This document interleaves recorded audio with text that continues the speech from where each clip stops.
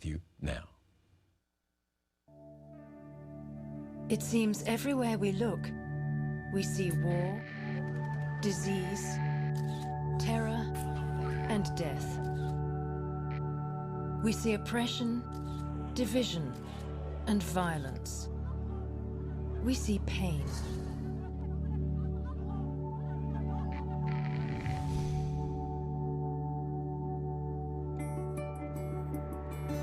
Yet there is something else that is also happening all around us.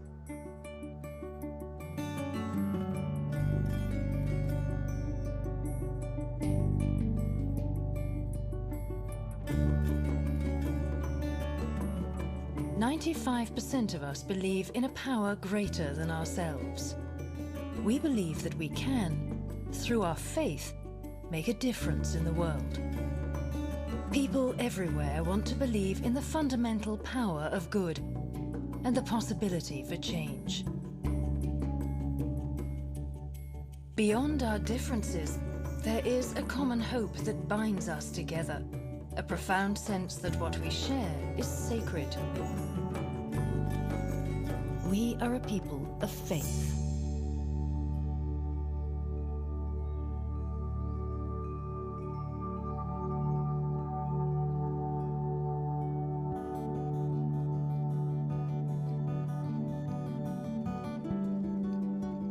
Most of us think we're human beings having a spiritual experience, when actually it's probably more accurate that we're spiritual beings having a human experience. Spirituality is a seed, and then religion, they're just a different flowers that bloom where you plant that seed. So if you plant the seed in this society, it'll bloom this way, this way. You plant the seed here, it'll bloom differently. But there is a common seed. That's how I define spiritual experience, to enter a domain of awareness where you recognize your universality.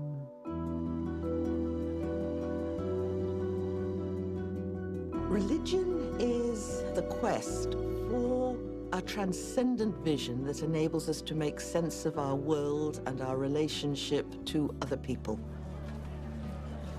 A quest for meaning and a desire to become fully human.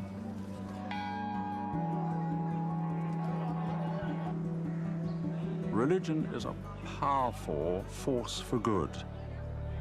The emphasis upon the family, commitment to marriage, a commitment to ethical framework for life, commitment to children, commitment to social order, to peace and stability. The values of justice, the values of charity, the values of protection of the poor, the values of creating social safety nets. These are religious values.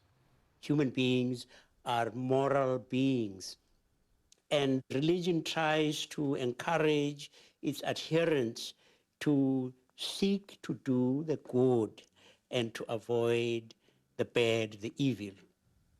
Religion is the primary fundamental relationship between a creature and its creator.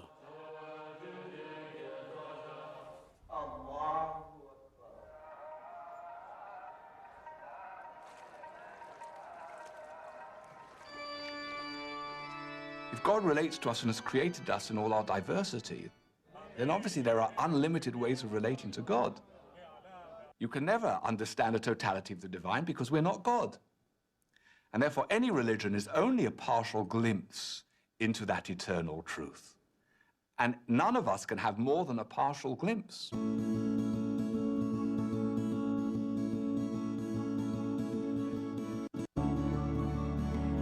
As bees take honey from different flowers, similarly, wise men takes essence of goodness from each and every religion. We have a common humanity. We belong to different nations, we belong to different ethnic groups, and the religions also are different. But basically, we are all human, we have the same needs, we have the same aspirations, and we're faced with the same problems. So we have to go beyond the conventional approach to religion to get to the roots of these religions. We all share the one and only thing, which is peace and stability for all human beings, and free will for all humankind. If you look just the differences, forget what is the purpose. There are big differences. But if you look, what is the purpose of these traditions? No matter how many differences, all carry the message of importance of love, compassion, forgiveness, tolerance. These are fundamental value of human being. It becomes very clear. All these different philosophies, simply different way of approach, but same goal or same message, to create better human being.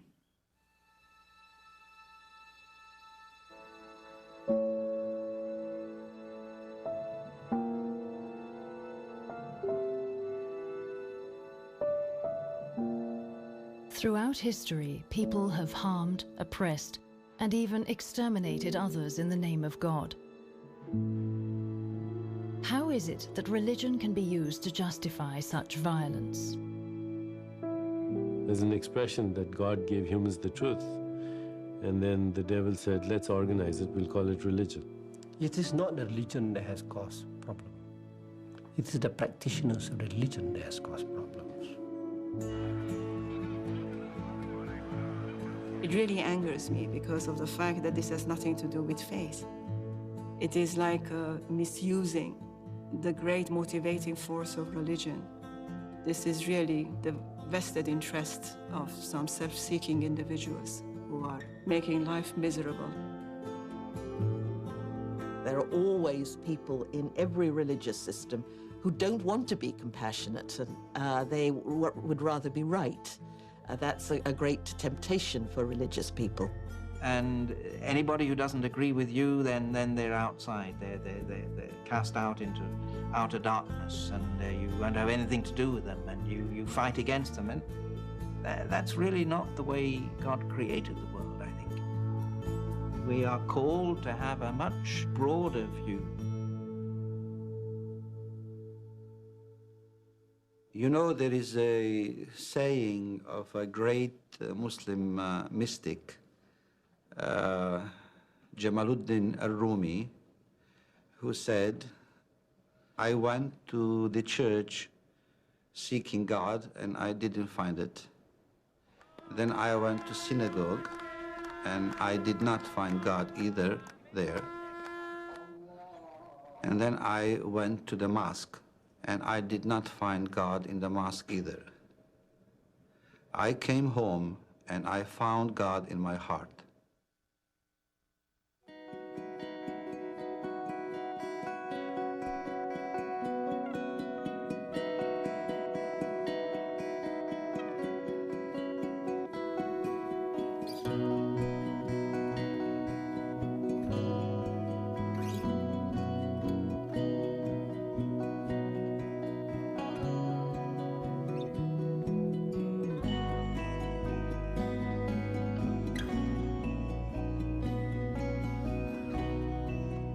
Because the spiritual experience is so intoxicating, and because it's so meaningful, and because we all so yearn for it, if we don't have the direct experience ourselves, we look to authorities. I don't think Christ was a Christian or that Buddha was a Buddhist. These are words that we created later. We took an experience, somebody else's experience, and we believed in it, and then we created dogma and ideology around it. You know, my God is better than your God. Then we go to war to defend it.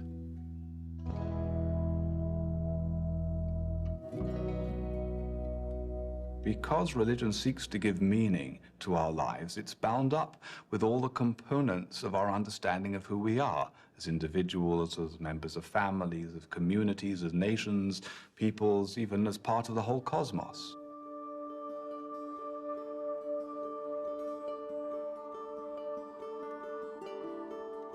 The sources of people's violent behavior are always some form of alienation.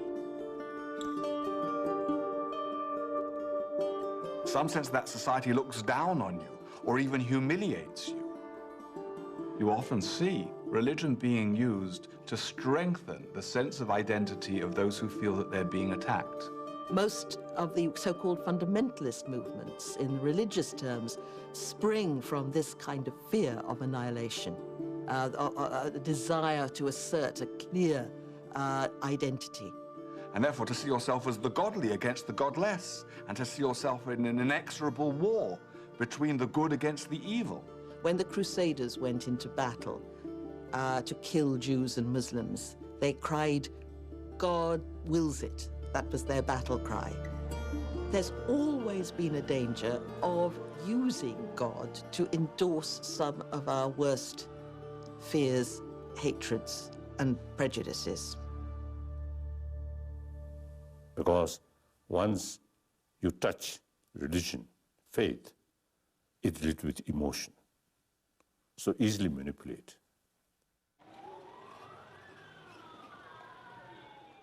Once you say that it's right to kill in the name of God, you have lost the plot in religious terms. All the religions teach that stopping violence as soon as possible is absolutely crucial. And that human life, even the human life of our enemies, is absolutely sacred and inviolable.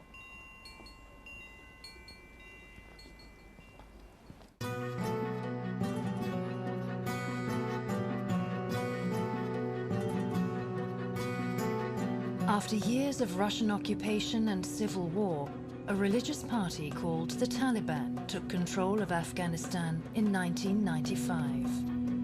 This fundamentalist sect believed in the strict enforcement of Islamic law as they interpreted it.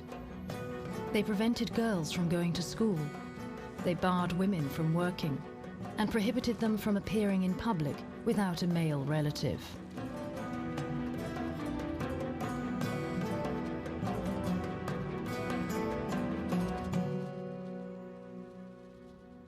Shukriya Barakzai, a devout Muslim woman, refused to obey the Taliban's restrictions on her freedom.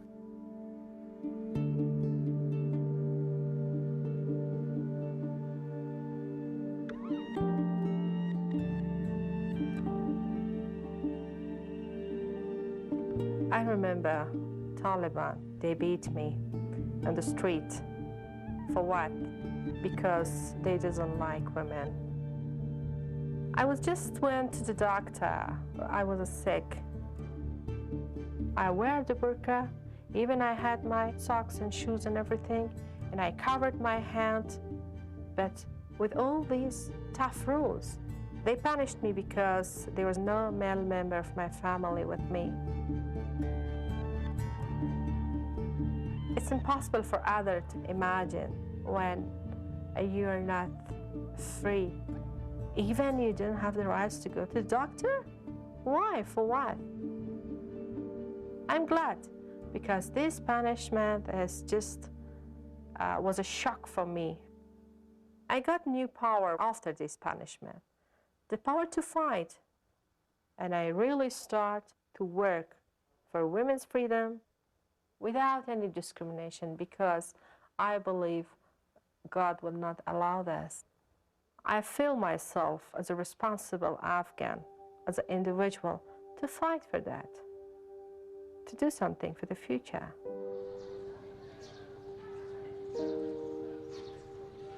And I start underground secret school. It wasn't a big school because everything was underground, and I was the only teacher. At the time, condition was bad for young women, particularly educated women. I bought some books from the market, and we tried to just teach them. With the young girls, we try to keep hope. We give them hope for the future.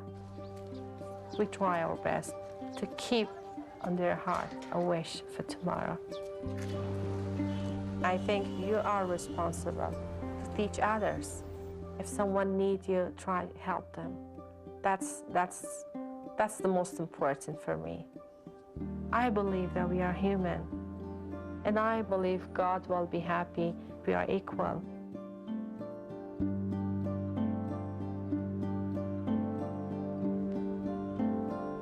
Of course, Islam is my religion, and I deeply respect that. When I'm asking women's rights, it's direct connection with Islam, with my religion.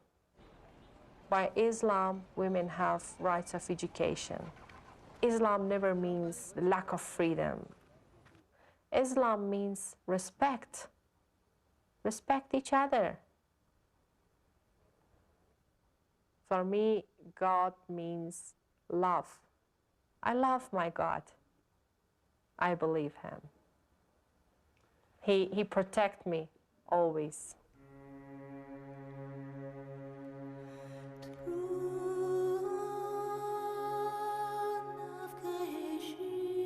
Fundamentalists still want to murder Shukriya.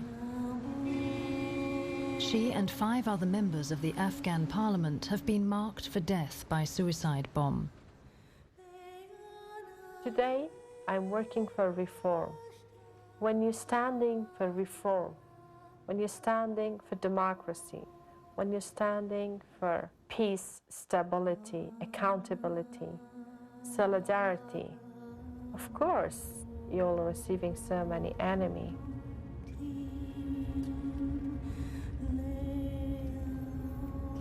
It's my responsibility as a mother and also as a Muslim to show the right way. Even if I would die by suicide attacks, I will be proud of that. Because I'm dying for my country, I'm dying for freedom, I will be dying for equality, democracy. It's good to die for something rather than dying for nothing. In November 2007, Shukriya Barakzai was wounded by a suicide bomb in northern Afghanistan. 6 members of parliament died in the attack, along with 52 of the children waiting to greet them. Shukriya survives and continues her mission.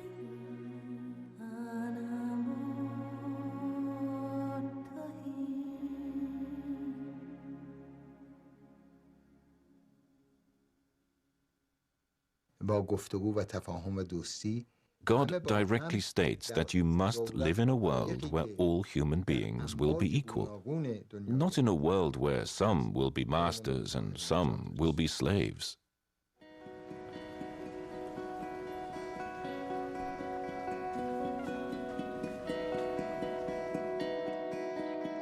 We hold these truths to be self-evident, that all men are created equal, endowed by their Creator with unalienable rights. That's beautiful, beautiful language, and it's a beautiful reality if we embody it.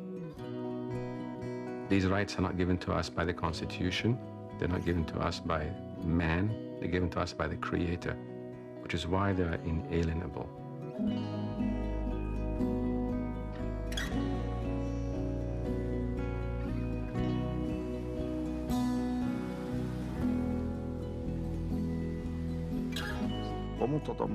The universal teachings of Abraham say we should all live together in peace and love, with a system of justice for all. Every human being is of inestimable value, their life and their dignity. For in the image of God he made me, the human being. In other words, any act of disrespect, of disregard, of humiliation towards another human being is in fact an act of disrespect and, as it were, of humiliation towards God himself.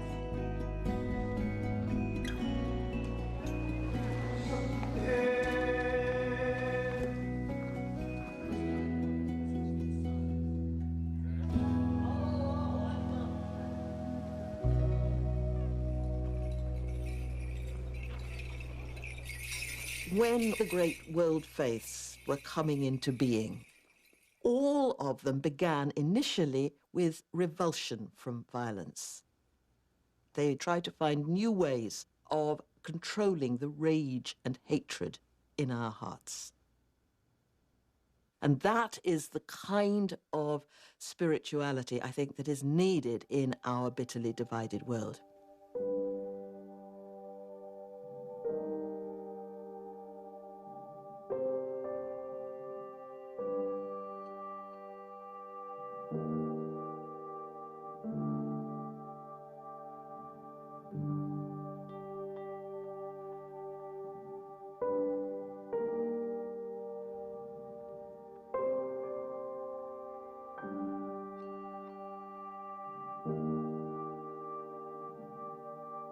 All religions teach the basic principles of love and compassion.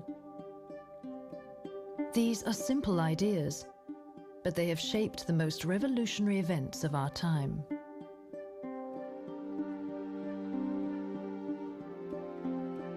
In the 1920s, a deeply religious man, Mohandas Gandhi, emerged as the strongest voice for Indian independence from British rule. Yet Gandhi did not call for an armed revolution. Instead, he urged Indians to use non-violent protest and peaceful resistance.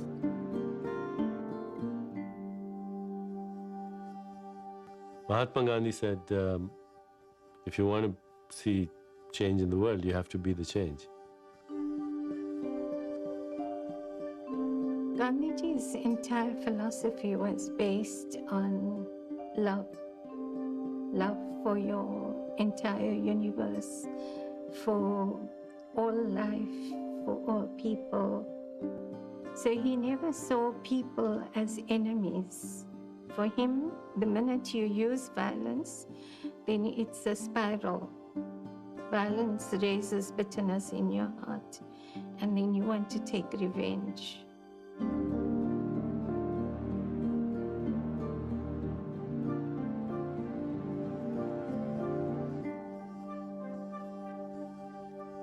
He said that his life was his message. And I think that's the greatness of Gandhiji.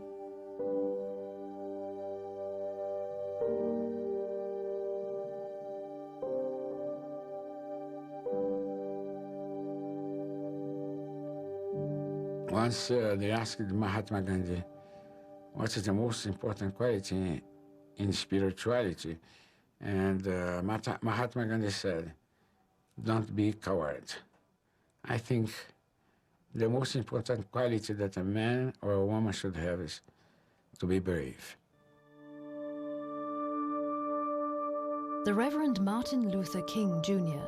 based the American civil rights movement on the teachings of the Hindu Mahatma Gandhi. The Baptist minister from Atlanta, Georgia, saw that love and respect could set black and white Americans free of their racist history. Gandhi's understanding of Christianity was more relevant to me than the understanding of Christianity that I got from most U.S. Christians. And particularly the idea of loving your enemy. I'd never heard anybody in the U.S. Take that seriously, hardly. Love your enemy and bless those that persecute you. There weren't many people that were talking nonviolent social change. And there was still a tremendous amount of doubt. And I was skeptical. I didn't think nonviolence would work in the South, that America was too violent and too militarist to respond to this.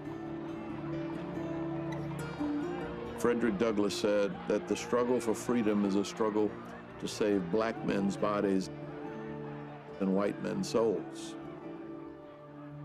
Racism is a sickness.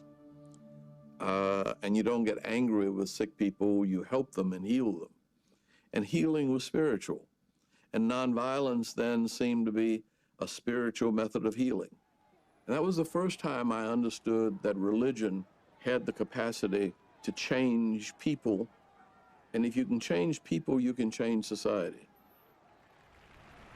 The aftermath of nonviolence is the creation of the beloved community. The aftermath of nonviolence is redemption, We must come to the point of seeing that our ultimate aim is to live with all men as brothers and sisters under God and not be their enemies.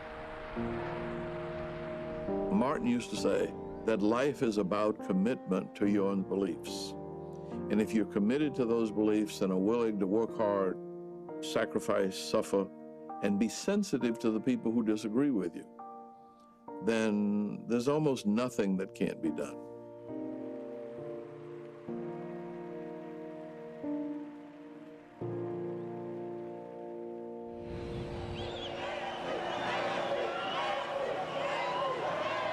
In the 1940s, the minority white South African government introduced a rigid system of racial segregation called apartheid.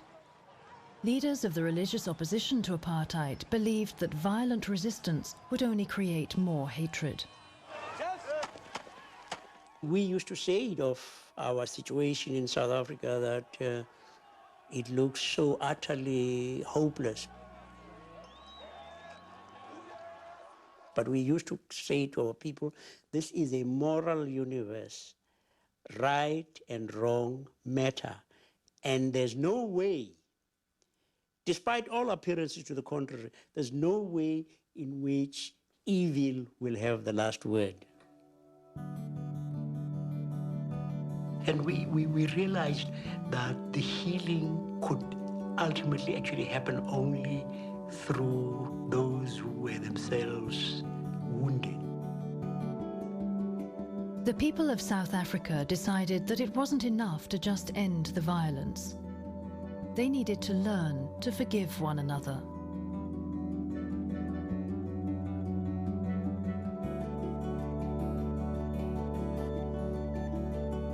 The only way you can appropriate forgiveness is by confessing.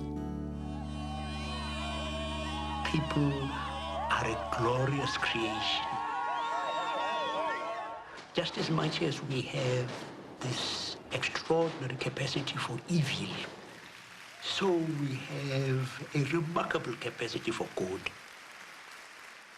Each one of us has the capacity to become a saint. Incredible. We follow the one who says, forgive one another as God in Christ forgave you.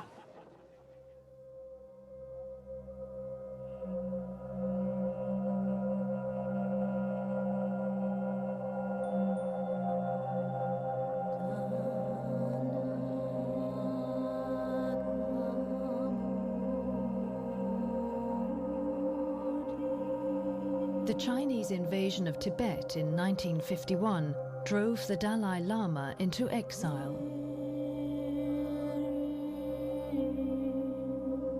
Despite a lifetime outside of his own homeland, His Holiness has never abandoned his belief in non-violence, and he remains one of the most powerful voices for peaceful reconciliation today.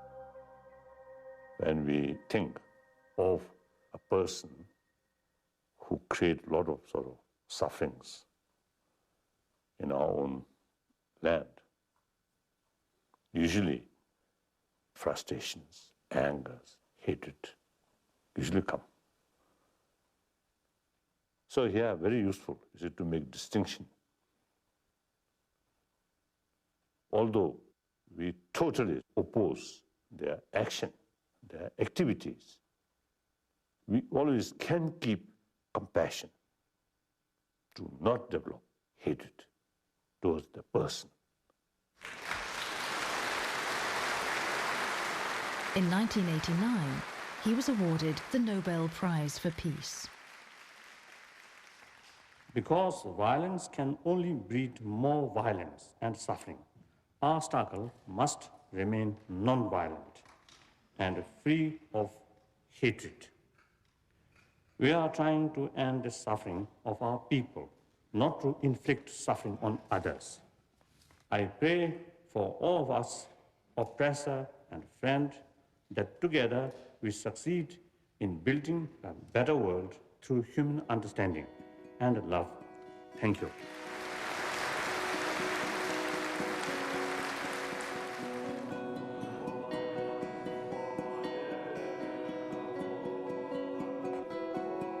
Buddha said it, hatred will never put an end to hatred. Violence will never put an end to violence. Only love can put an end to hatred, and only non-violence gentleness can put an end to violence. If you give in to anger and hatred and commit violence, the one who is most violated is yourself. By surrendering to anger and hatred, you are allowing it to violate you.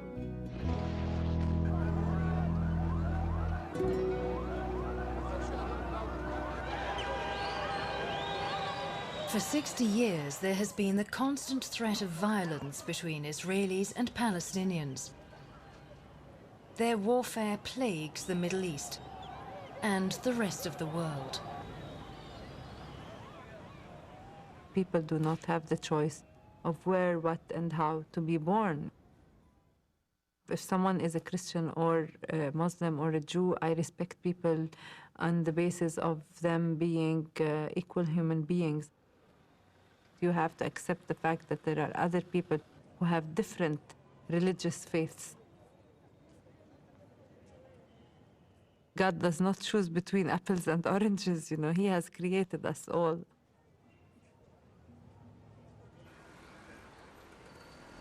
God is the whole mercy, the whole love, the whole peace, the whole justice. And I don't think that God that have all these values can teach us or tell us to kill each other.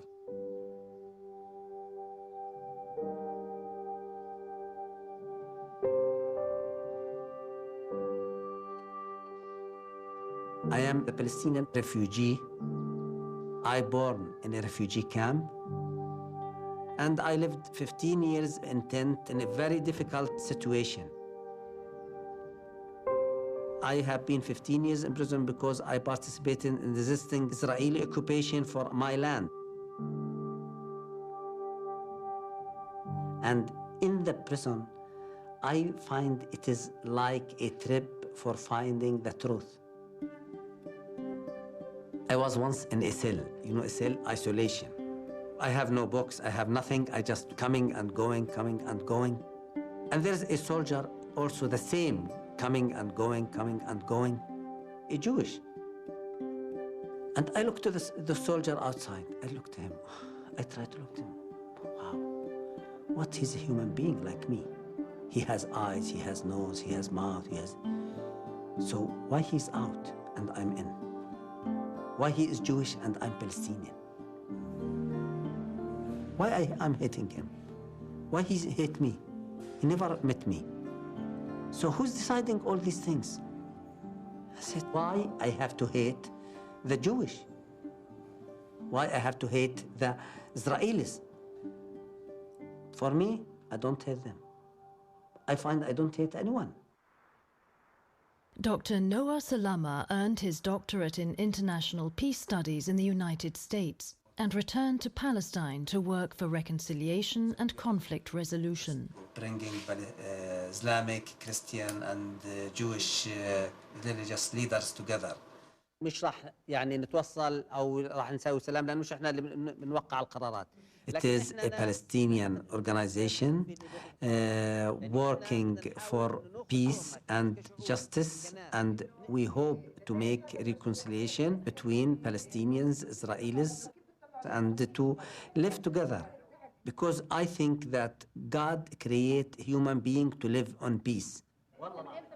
When we meet some Israelis who never met Palestinians, they say, we never thought that you are like that. We have to help people to understand each other, at least to know each other as a human being, and after that, work with each other as God wanted. Unfortunately, the religious process has always gotten entwined deeply with the political process, and both the forces are using each other for their own ends, which becomes a complex and deadly mix, the pain of which the humanity has seen continuously. If you look back on the history of conflict, it is always between one man's belief versus another man's belief, religious or otherwise. When I believe my way is the only way, conflict is inevitable. How can you avoid it? O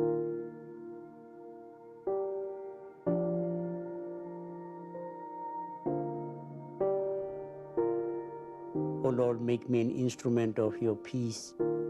Where there is hatred, let me sow love. Where there is injury, pardon. Where there is doubt, faith. Where there is despair, hope. Where there is darkness, light. Where there is sadness, joy. For it is in giving that we receive. It is in pardoning that we are pardoned. It is in dying that we are born to eternal life. Amen.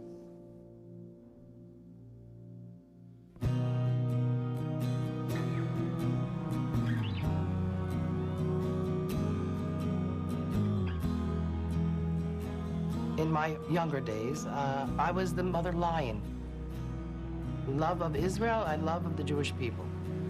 The fact that it was going to be at the expense of Arabs didn't make one bit of difference because Jewish people were in distress. But I then became a mother, and that was the transformation for me. When my daughter Alexandra was born, I could no longer justify that there would be a correction or that anything would move forward if it meant the discomfort or pain of another mother's child. I have to find solutions in a different way.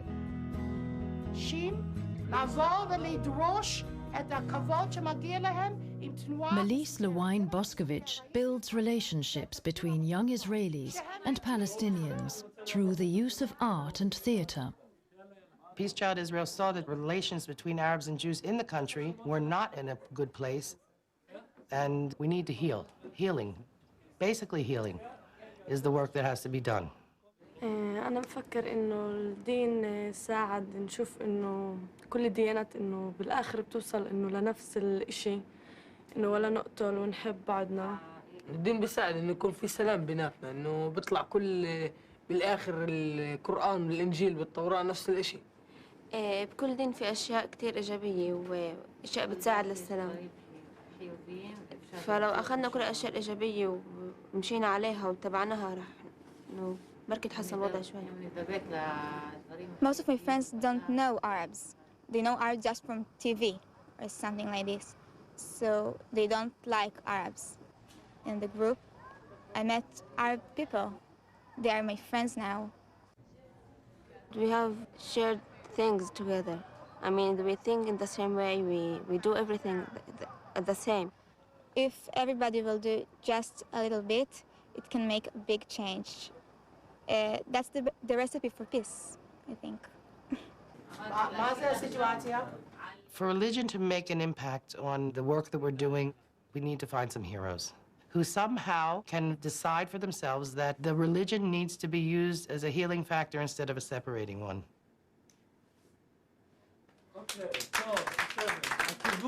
הכיוון הוא טוב, נכון?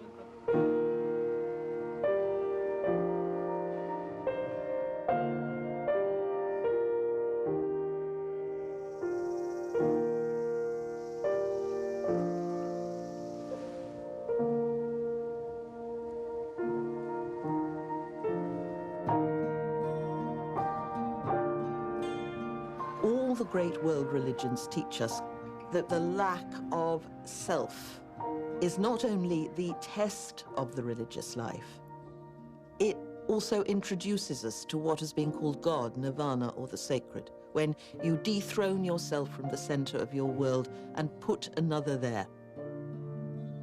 It requires us to look into that selfishness that makes us envy other people, that makes us promote ourselves at the expense of others.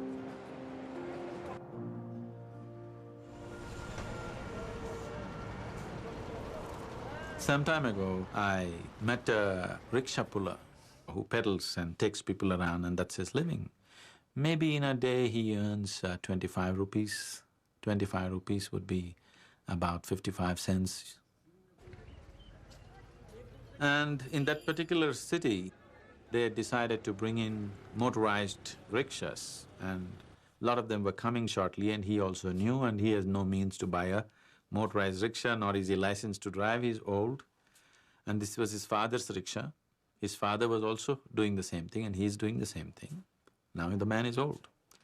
So I asked him, see, these motorized rickshaws are coming and roads are getting bigger, and they're going to ban these cycle rickshaws because they're a barrier to the faster movement of traffic. So your livelihood is going to go away. Are you concerned?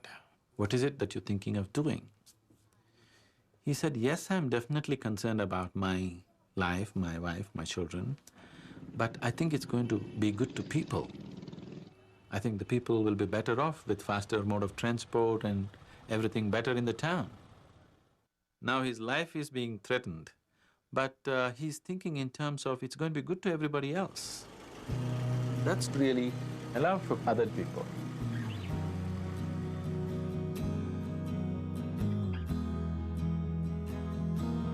All the religions of the world teach us, even command us, to take care of one another, to feed the hungry, care for the sick, and lift up the poor.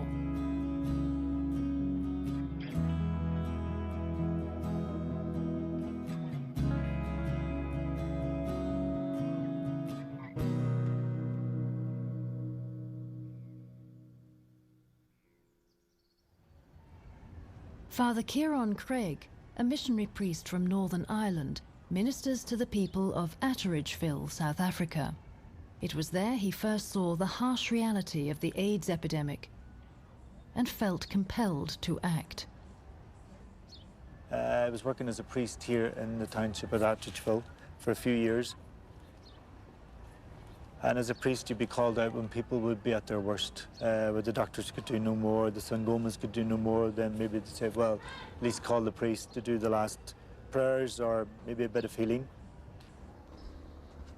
And one day I was called out to a guy called Ronald, 50-year-old man, and I was just appalled at the condition he was in. He was dying of AIDS, and his wife was the only one able to look after him, and she also had AIDS. And there's no running water, no electricity, and the heat and the smell in the shack was dreadful. And I just thought, where's Mother Teresa when you need her? She should be here, or somebody should be here. Somebody needs to do something about this. And I just got a voice back saying, well, you do something about it. So I decided, well, maybe that's a call that I need to answer.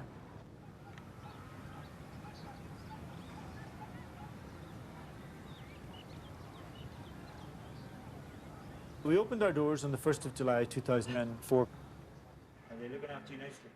And since then we've taken in 306 patients, mainly HIV and AIDS related illnesses. The name of our hospice is called Laratong, and Laratong is a Sotho word that means the place of love.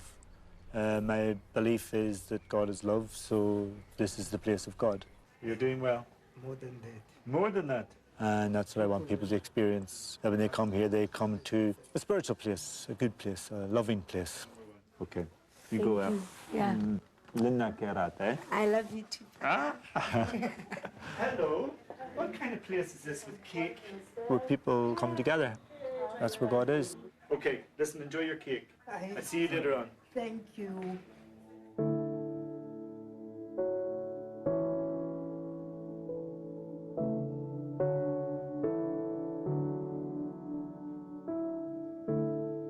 In 2003, Father Craig was the first person in Africa to be injected with the AIDS vaccine. I had been working with the young people here in the township to help them change their behaviours, to get them to stop sleeping around or to having sex before marriage, so they wouldn't be getting AIDS. For some reason, the message wasn't getting through. So I thought, well, if it makes some people think, well, if that chap can do that, then maybe I can abstain or I can change my behaviour. So you get spoiled, do you? If this will stop people from getting HIV and AIDS, then it's a good thing to do. I think God is greater and bigger and more wonderful and more fantastic than any of us will ever know. I think sometimes religious practice can get in the way. People will tell you how to find God or what you have to do to get God. It's like you have to win win God.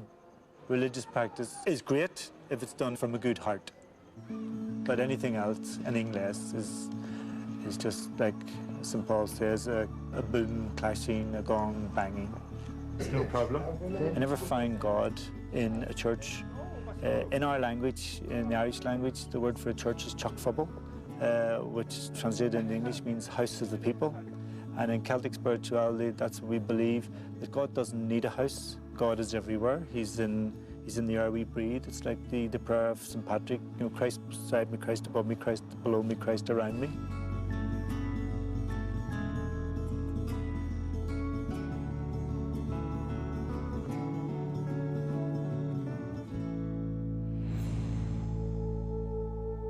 In February 2007, 8 men broke into Leratong Hospice, shot Father Craig twice, and left him for dead. The callous violence of the robbers stunned him and shook his faith, but he chose not to surrender to hatred. He returned to Leratong and continues his work.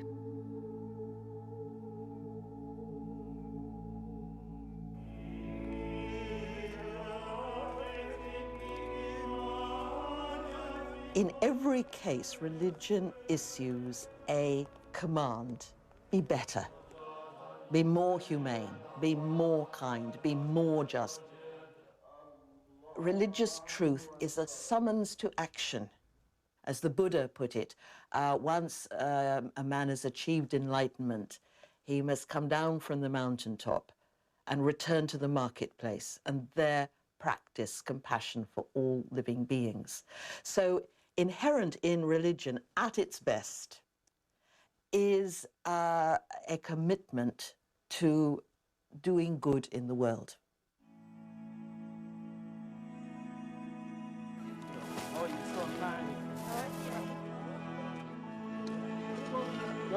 If I say to someone, well, why do you say you're Christian? And they might say, well, I go to St. Mark's Church, Bermondsey. But no, that doesn't make you a Christian any more than, you know, if you were born in a garage makes you a car. It's what you do with your life. It's putting your faith to work. We have to really start translating faith and spirituality and religion into practical actions. We cannot continue praying to God and then not doing anything. If I try to put into practice what I believe, that is going to bring about a positive change. Make this world a better world, no matter where I am. And I think that is the greatest thing that can happen in our life, and it is happening in the life of so many people.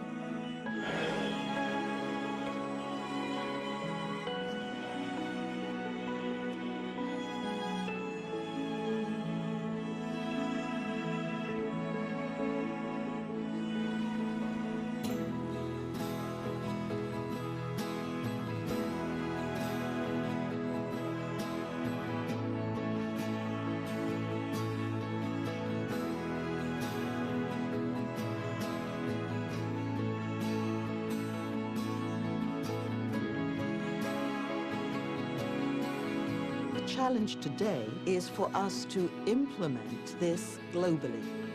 So we treat other nations as we would wish to be treated ourselves. God says, oh, my dear children, when are you going to learn to appreciate, in fact, to celebrate your diversity? If you look at the Quran, it has a very important text, and it says, O humankind, we have created you from one pair, a man and a woman, and made you into tribes and nations, so that you may know one another. You have gifts that I do not have, and I have gifts that you don't have. And you can almost imagine God rubbing God's hands and saying, voila! That's exactly what I wanted you to know. So therefore, according to the new reality, we have to look whole world like one entity, one body.